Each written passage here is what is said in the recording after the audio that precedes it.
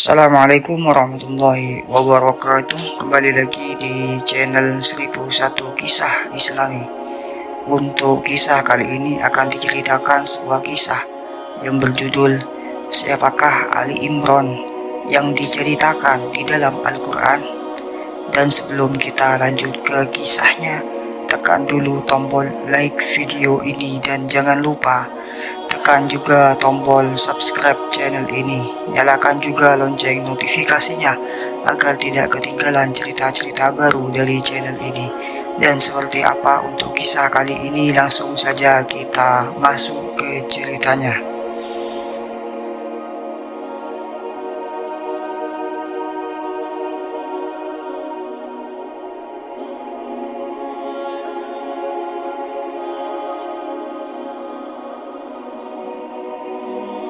Ali Imran ini jika diterjemahkan al atau ahli, itu artinya keluarga atau pengikut. Singkatan dari al seperti al-sunnah artinya pengikut sunnah, dan al juga bermakna keluarga disingkat menjadi al.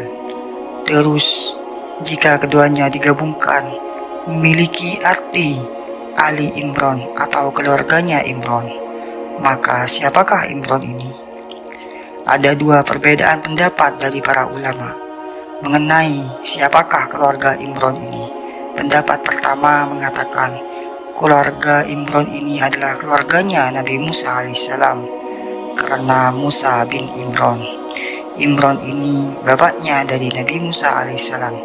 Sementara pendapat yang kedua mengatakan bahwasanya yang dimaksud dengan Ali Imran ini adalah bapaknya Maryam, Isa ibnu Maryam binti Imran, kakeknya Nabi Isa alaihissalam atau bapaknya Maryam. Wallahu a'lam bishawab. Pendapat yang lebih kuat adalah pendapat yang kedua, bahwasanya yang dimaksud dengan Ali Imran adalah keluarga dari Nabi Isa ibnu Maryam, karena melihat dari urutannya di Al-Quran. Setelah Allah bercerita tentang keluarga Imran, kemudian Allah lanjutkan ceritanya mengenai Maryam. Makanya sekarang kita akan bahas Ali Imran ini dengan sudut pandang keluarganya Nabi Isa. Kisah ini terdapat di dalam Al-Quran surat ketiga, karena beberapa isi dari Al-Quran memang sebagian menceritakan tentang sejarah, dan sejarah yang diceritakan Al-Quran adalah sejarah yang paling akurat, karena Al-Quran bersumber dari sang pemilik sejarah, Allah subhanahu wa ta'ala. Bahkan ada beberapa sejarah yang tidak bisa dituliskan oleh manusia, namun di Al-Quran ini ada. Bayangkan saja siapa yang sanggup menuliskan sejarah dari penciptaan Nabi Adam kalau bukan Allah saja yang dapat menceritakannya. Imran adalah orang soleh di kalangan Bani Israel ketika itu. Namun Imran ini bukan nabi, melainkan hanya orang yang bertauhid kepada Allah. Imran memiliki seorang istri bernama Hannah. Hannah ini punya bapak bernama Fakuza. Jadi Hannah binti Fakuza. Hannah ini punya saudara perempuan yang menjadi istri dari Nabiullah Zakaria. Nabi Zakaria ini adalah nabi yang ketika itu dikenal sebagai ahli ilmu yang berdomisili di suatu tempat ibadah, dan hidupnya difokuskan untuk mengabdi kepada Allah subhanahu wa ta'ala. Waktu itu ahli ilmu ini tugasnya mengurus tempat-tempat ibadah, sehingga dari garis keturunan ini Hannah ini adalah iparnya dari Nabi Zakaria alaihissalam. Suatu ketika Hannah sedang berteduh di bawah sebuah pohon. Ia melihat ada induk burung yang sedang memberi makan anaknya. Dari sinilah timbul hasrat dari Hannah ingin punya anak lagi. Lantas Hannah berdoa kepada Allah untuk diberikan keturunan. Perlu diketahui teman-teman, ketika Hannah minta diberikan keturunan kepada Allah, saat itu usianya sudah sangat tua dan sudah tidak mungkin lagi untuk punya anak karena sudah dalam masa menopause, sudah tidak haid lagi. Namun setelah Hannah selesai berdoa, Saat itu juga Allah langsung mengabulkan doanya tersebut, hingga pada akhirnya Hannah pun langsung haid. Setelah ia selesai masa haid, kemudian suaminya menggaulinya dan Hannah pun hamil. Ketika dalam masa kehamilannya, Hannah berdoa kepada Allah, "Ya Rob, aku bernazar kepadamu, apa yang ada di dalam perutku ini akan menjadi seorang lelaki atau pelayan di Baitul Maqdis." Yang dimaksudkan dengan pelayan adalah seorang pengurus atau alim ulama untuk Baitul Maqdis. Jadi sebelum anaknya dilahirkan, Hannah sudah menyerahkan anak tersebut untuk hanya fokus dan meninggalkan segala sesuatu yang berbau dunia dan senantiasa hanya beribadah kepada Allah saja selama hidupnya. Inilah ungkapan rasa syukur Hannah kepada Allah karena bisa mengandung dan akan segera mempunyai anak. Tatkala suatu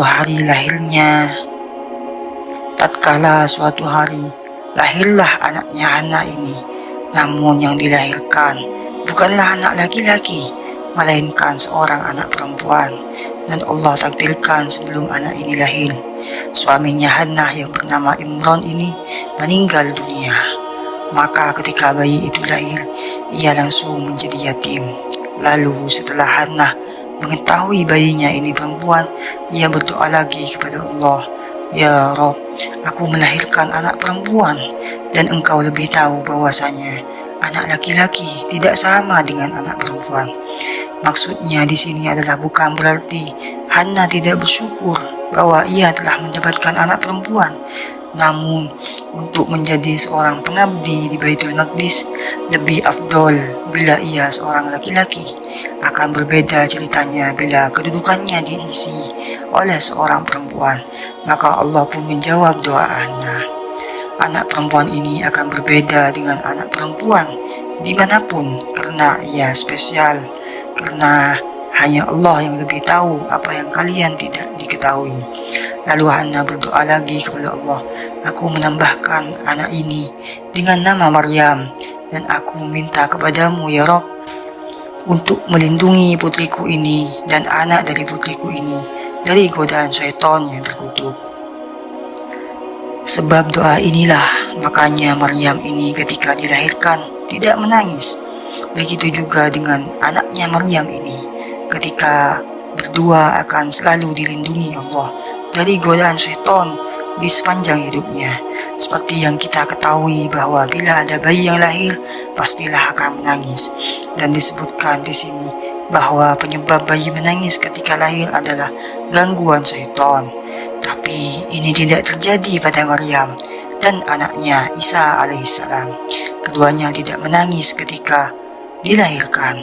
Bahkan anaknya Maryam yaitu Isa alaihissalam selalu diselamatkan dan dilindungi oleh Allah di hidupnya. Ketika lahir tidak diganggu syaitan. Ketika akan disalib ia diselamatkan Allah hingga digantikan oleh orang lain. Dan ketika ia diturunkan lagi ke bumi, Isa alaihissalam dibangkitkan dalam keadaan yang sangat baik dengan tujuan yang mulia. Ketika Maryam lahir, disebutkan bahwa ayahnya telah meninggal dunia, dan ketika itu orang-orang alim di Baitul Maqdis pada berebut untuk merawat Maryam karena mereka ini sangat menghormati Imran. Menurut mereka, Imran adalah orang yang paling soleh dan ulama besar di kala itu. Makanya menjadi suatu kehormatan besar bagi mereka jika bisa merawat putri dari Imran ini.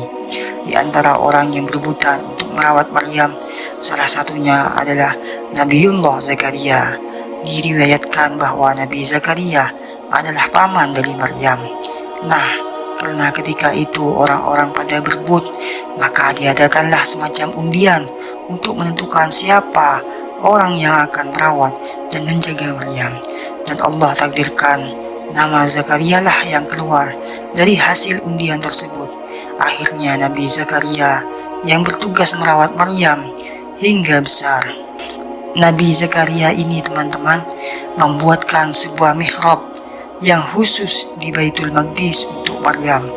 Mihrab di sini dimaksudkan sebuah tempat khusus untuk beribadah, tempatnya dibuat agak tinggi, sehingga kalau ingin masuk ke dalam mihrabnya Maryam harus menaiki beberapa anak tangga. Jadi semacam tempat ibadah dan sekaligus menjadi tempat tinggalnya Maryam. Perhatiannya Maryam selalu berada di dalam mihrabnya, makanya ia selalu terjaga auratnya dari siapapun yang hendak melihatnya. Tidak ada satupun orang yang bisa berjumpa dengan Maryam saat itu kecuali Nabi Zakaria, karena Nabi Zakaria lah yang diberikan amanah untuk merawat Maryam. Jadi setiap hari Nabi Zakaria mengantarkan makanan untuk Maryam di mihrabnya. Tapi setiap kali Nabi Zakaria ini ingin meletakkan makanan yang diantarnya itu, selalu ada makanan di wadah tempat Zakaria biasa meletakkan makanan yang akan diantarnya. Maka Nabi Zakaria pun heran karena tak ada seorang pun kecuali dia yang bisa masuk ke dalam mihrabnya Maryam. Lantas Zakaria pun bertanya kepada Maryam mengenai siapa orang yang meletakkan makanan ini selain Zakaria. Maka Maryam pun berkata bahwa Allah lah yang memberikan makanan itu. Ini adalah salah satu karomah yang dimiliki oleh Maryam, ibunda Isa alaihissalam. Ia berdoa meminta makanan, maka akan langsung dikasih makanan karena Allah ingin memuliakan Maryam. Makanan yang ada di wadahnya Maryam ini sungguh aneh. Contohnya pada saat musim panas, di wadah makanan Maryam ini ada buah-buahan dari musim dingin. Terus ketika tidak sedang dalam masa panen pada buah-buahan tertentu, tapi di wadahnya Maryam ini malahan ada buah itu. Sedangkan dicarinya saja sangat sulit karena tidak sedang dalam masa panen. Jadi begitulah Allah menunjukkan kekuasaan dan kasih sayangnya kepada hambanya. Jika dilogikan, pohon kurma ini kan besar dan punya batang yang tinggi. Orang biasa pun tidak akan sanggup untuk mengguncangkannya hingga kurma di pohon itu bisa jatuh. Apalagi seorang perempuan yang sedang hamil, tentunya berbeda tenaganya dengan orang biasa yang tidak sedang hamil. Maka kalau mau kurma, ya harus naik ke atas pohon kurma. Tapi sekali lagi Allah ingin memuliakan hambanya untuk menjaga Maryam dan anak di dalam kandungannya. Maka pada suatu hari lahirlah anak yang dikandung Maryam, berjenis kelamin laki-laki. Ia lahir tanpa menangis karena doa dari Hannah ibunya Maryam. Akhirnya Allah menyuruh Maryam datang ke kaumnya, maka mereka pun pulang ke Baitul Maqdis sambil menggendong anaknya. Dan Allah perintahkan, jika ada seseorang yang bertanya kepadamu tentang anak ini, maka diamlah. Jadi di sepanjang jalan pulang ke Baitul Maqdis, Maryam ini dicerca oleh orang-orang yang tak sengaja bertemu dengannya. Wahai Maryam, ayahmu seorang imam besar dan ibundamu bukan seorang pezina. Mengapa engkau melakukan kemungkaran yang luar biasa? Namun Maryam diam dan tidak menanggapi cercaan orang-orang itu. Ia pun terus berjalan menuju Baitul Maqdis. Sesampainya di Baitul Maqdis, orang-orang mengerumuni Maryam dan bayi yang ia gendong. Mereka kebingungan dan tidak sedikit dari mereka yang memiliki stigma negatif mengenai Maryam. Gimana bisa seorang wanita soleh yang tidak menikah menghilang beberapa bulan, tiba-tiba ketika pulang sudah punya anak? Tentu saja orang-orang beranggapan di luar sana Maryam melakukan kemungkaran. Nah, di kejadian ini Maryam pun bingung. Ia tak tahu harus berkata apa. Bahwasanya jika ia berkata anak ini adalah pemberian dari Allah, maka tak satu pun dari mereka akan percaya. Disinilah Allah menunjukkan kekuasaannya. Tiba-tiba bayi yang berusia baru beberapa hari ini berbicara. Ia berkata, aku adalah hamba Allah. Ia telah memberikan kepadaku kitab Injil dan ia telah menjadikan aku seorang nabi. Ia telah menjadikan aku orang yang berbakti di mana saja aku berada, dan ia mewajibkan aku sembahyang dan membayar zakat selama aku hidup. Ia menjadikan aku seorang yang berbakti kepada ibuku, dan ia tidak menjadikan aku orang yang sombong. Keselamatan atasku pada hari aku dilahirkan, pada hari aku akan mati, dan pada hari aku akan dibangkitkan dalam keadaan hidup. Perkataan inilah yang membantah bahwasanya Nabi Isa bukan anak Tuhan, apalagi yang menganggapnya sebagai Tuhan. Nabi Isa adalah manusia Sama seperti kita yang diwajibkan sembahyang dan membayar zakat, bayi ini yang kelak akan menjadi seorang Nabi Allah yang senantiasa bertauhid dan di akhir zaman akan dibangkitkan untuk membunuh Dajjal. Oke teman-teman, sekian untuk kisah kali ini. Bagaimana menurut kalian tentang kisah ini? Tulis di kolom komentar. Dan buat teman-teman yang baru bergabung, jangan lupa untuk like, comment, share, serta subscribe channel ini. Dan nantikan kisah-kisah Islami berikutnya tetap di channel 1001 Kisah Islami. Wassalamualaikum warahmatullahi wabarakatuh.